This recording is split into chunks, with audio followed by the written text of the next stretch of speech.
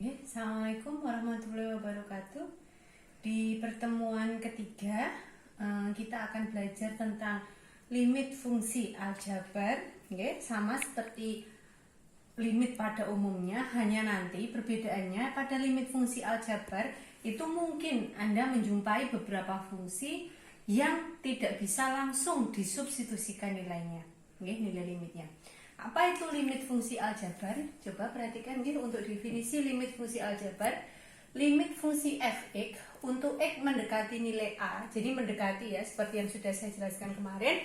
Nilainya berupa nilai pendekatan adalah harga yang paling dekat dari f(x) pada saat x mendekati nilai a.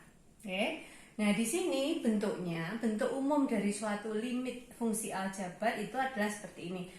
Jika limit x mendekati alfa dari fx sama dengan L, artinya L adalah nilai pendekatan x di sekitar A.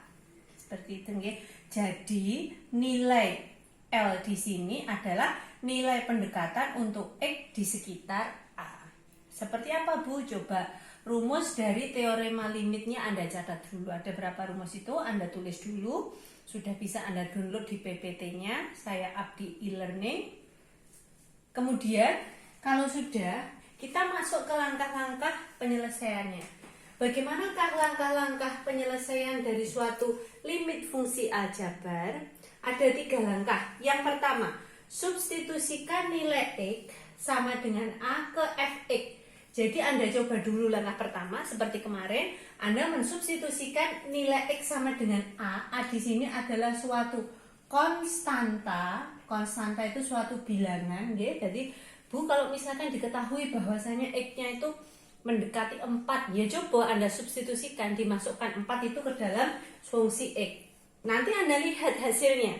Kalau hasilnya tak tentu, suatu bentuk tak tentu, jika hasil dari substitusi Anda di langkah yang pertama ini adalah suatu bentuk tak tentu, di sini yang dimaksud dengan bentuk tak tentu itu seperti ini. Misalkan hasilnya kok 0 per 0, atau hasilnya tak hingga per tak hingga, atau hasilnya plus minus tak hingga, itu diarani sebagai bentuk tak tentu.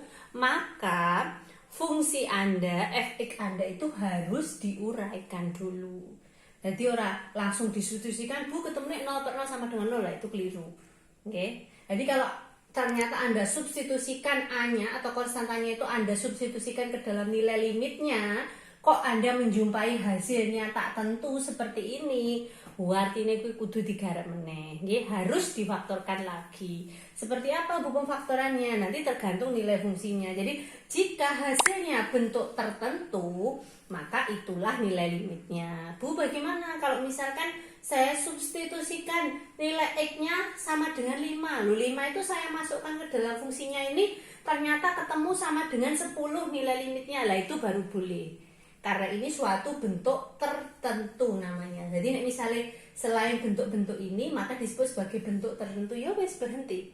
Berarti Anda sudah ketemu nilai limitnya adalah 10. Semisal ketemunya 10 ya. Tapi kalau ketemunya 0 per 0, tak hingga per tak hingga, plus minus tak hingga, itu namanya bentuk tak tentu. Anda harus memfaktorkan nilai fx-nya.